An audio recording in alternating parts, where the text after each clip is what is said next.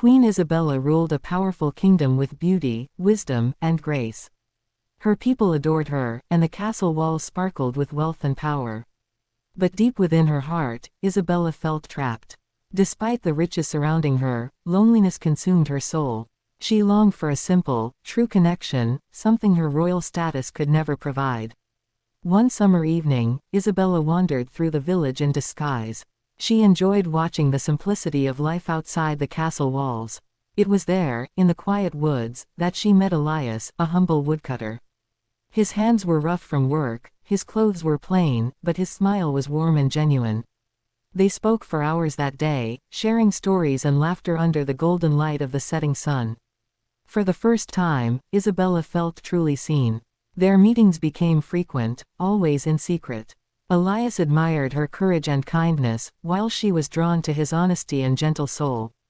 Over time, their bond deepened, and they fell madly in love. But Isabella knew their love was forbidden. She was a queen, and he was a poor villager. If anyone discovered their secret, Elias would be in danger. Rumors of the queen's visits to the village began to spread. Her advisors grew suspicious and warned her of the risks. "You were meant to marry royalty," they reminded her. "A queen cannot love a common man." But Isabella ignored them, convinced that love was more important than rules or titles. One stormy night, they decided to run away together. Under the cover of darkness, Isabella waited by the old oak tree, their meeting spot. Hours passed, but Elias never came.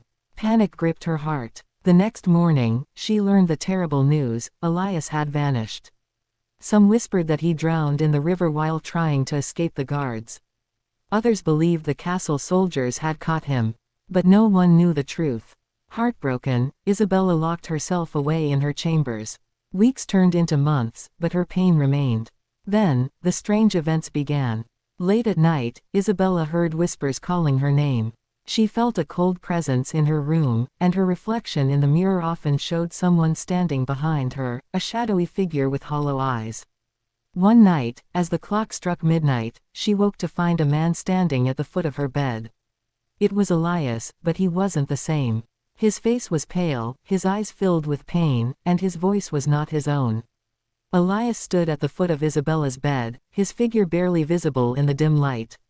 His face looked just as she remembered, kind and familiar, but something was deeply wrong. His skin was pale as snow, and his hollow eyes stared at her with a mix of sadness and anger. "Why didn't you save me?" His voice echoed unnaturally, as if it came from the walls around her. Isabella froze in fear, her heart pounding. "Elias," she whispered. But the figure didn't answer. Instead, it faded into the shadows. The room grew deathly cold, and a whispering wind circled around her. The queen tried to convince herself it was a nightmare, but deep down, she knew Elias had returned. The next morning, Isabella barely ate or spoke.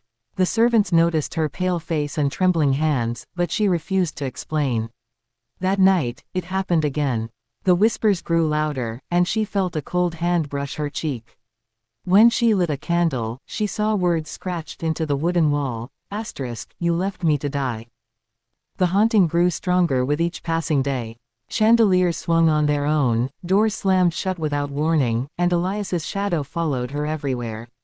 Once, she saw him standing in the mirror, staring back at her with lifeless eyes. "Why did you abandon me?" he asked before vanishing into the air. Isabella's fear soon turned to guilt. She couldn't escape the feeling that she had failed him. She had loved Elias with all her heart, but her hesitation on the night of their escape may have doomed him. One night, desperate for answers, she visited the castle chapel, hoping to find peace. She knelt before the altar and whispered, "Elias, if you can hear me, I'm so sorry. I didn't know what happened to you. Please, tell me what you want." But the response she received was not what she expected.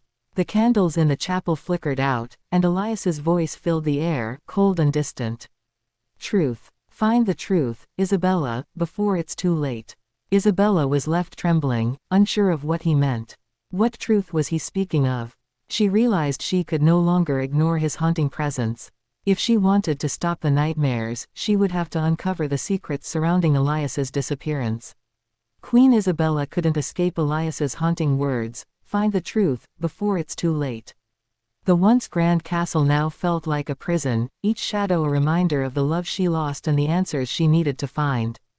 Determined, Isabella began investigating Elias's disappearance. She questioned the guards who had been on duty the night he vanished, but they all denied knowing anything.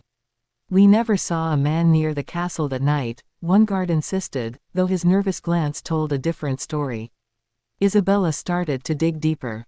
She searched old records, scoured the castle grounds, and even visited the village in disguise. It was there, in the quiet whispers of the townspeople, that she first heard rumors of betrayal.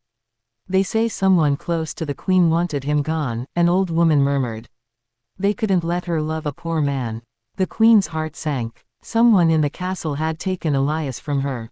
But who? And why? That night, Elias's ghost returned, his presence colder and more menacing than before. "You're running out of time," he said, his voice like a chilling wind.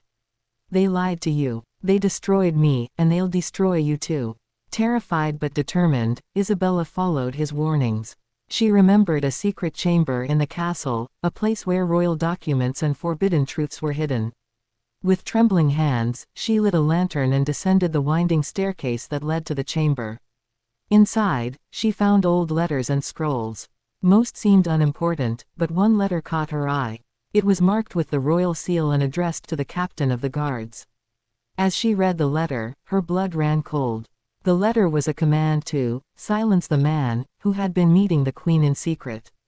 It warned that his influence could bring shame to the royal family and must be dealt with immediately. The signature at the bottom made Isabella's heart stop. It was signed by Lord Alaric, her most trusted advisor, the man who had guided her since childhood. Isabella's hands shook as she realized the truth. Lord Alaric had ordered Elias's death. He had betrayed her to protect the crown's image, destroying the one man she had ever loved. As she stood there, frozen with rage and sorrow, the room grew unbearably cold. Elias's voice echoed again, this time filled with sorrow. "Now you know, but can you face him?" Queen Isabella felt her heart crumble under the weight of the truth. The man she had trusted most, Lord Alaric, had betrayed her and taken Elias from her. The letter burned in her trembling hands as rage mixed with sorrow. But before she could act, the room grew colder, and Elias's ghost appeared once more. His face was no longer familiar. The man she had loved was almost unrecognizable, his hollow eyes burning with anger and pain. "You know now," he said in a voice that echoed like a storm, "but justice must be served. Confront him, or this curse will never end." "I will," Isabella promised, tears streaming down her face. "I'll make him pay for what he's done to us." The next morning, Isabella summoned Lord Alaric to her private chambers. She held the letter tightly, her heart pounding with both fury and fear. When he arrived, his face was calm and composed, as if he had nothing to hide. "You've served me loyally for years," Isabella began, her voice steady despite the storm inside her. "But I've recently discovered a betrayal so deep it shakes the very foundation of this kingdom." Alaric raised an eyebrow. "Your Majesty, I don't understand. What betrayal?" She slammed the letter onto the table before him. "Explain this," she demanded. For the first time, Alaric's confident mask slipped. His face paled as he read the letter, and his hands trembled slightly. "Your Majesty," he stammered, "I did what I had to. That man was a threat to your crown, to the kingdom's stability. If the people knew you were in love with a commoner, it would have destroyed everything." "You destroyed everything," Isabella shouted, her voice breaking. "Elias was innocent. He was my heart, my soul, and you took him from me." Alaric's face hardened. "I did it to protect you, my queen. Sometimes sacrifices must be made for the greater good." Before Isabella could respond, the air in the room turned icy. Elias's ghost appeared between them, his anger palpable. "Sacrifices," he snarled, his voice echoing with fury. "You sacrificed me for your pride." Alaric stumbled back, fear in his eyes. What is this?" he whispered. Isabella stepped forward, her voice steady with determination. "This is the man you betrayed. And now, you will answer for your crimes." Elias's ghost moved closer to Alaric, his form growing darker and more menacing. "Justice will be served," he hissed. Lord Alaric fell to his knees, trembling as Elias's ghost loomed over him. The room felt suffocating, the air thick with Elias's fury. His hollow eyes burned with vengeance as his voice thundered, "You destroyed my life, stole my love, and left my soul in torment. Now, you will pay." Isabella, though terrified, stepped between them.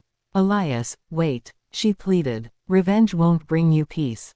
Let me handle this. Please, let me save what's left of us." Elias's ghost paused, his expression softening for a moment. "Save us," he whispered. "You couldn't save me then. Why now?" Tears streamed down Isabella's face. "Because I failed you once, and I won't fail you again. I'll make him answer for his crimes, but you must let go of this hatred. It's tearing you apart." Elias's ghost hesitated, his form flickering as if caught between two worlds. He turned to Alaric, who cowered on the floor. "Confess," Elias demanded. "Tell her everything." With trembling hands, Alaric bowed his head. "I admit it," he said, his voice shaking. "I ordered the guards to stop Elias. I thought they would scare him off, but things went too far. He fought back, and he didn't survive. I buried the truth to protect the crown. I thought I was doing the right thing." Isabella's anger flared. "The right thing," she shouted. "You stole a man's life and ruined mine. You'll pay for this, Alaric. I swear it." She called for the castle guards and ordered Alaric to be arrested. As they dragged him away, Elias's ghost watched silently. The room fell quiet, the tension thick. Isabella turned to Elias, her heart breaking all over again. "It's over," she said softly. "You can rest now. Please, find peace." Elias's form began to fade, his edges softening. "I loved you, Isabella," he said, his voice filled with sorrow. "I always will. But this world is no longer mine." As his ghost disappeared into the air, a gentle warmth filled the room. For the first time in months, Isabella felt a sense of closure. Yet, her heart ached with the weight of loss. That night, she stood at the edge of the forest where she and Elias used to meet. She whispered into the wind, "I'll never forget you." A soft breeze brushed her face, as if Elias was saying goodbye one final time. But deep in her heart, she knew his last words were true: love always finds its way back, even in death.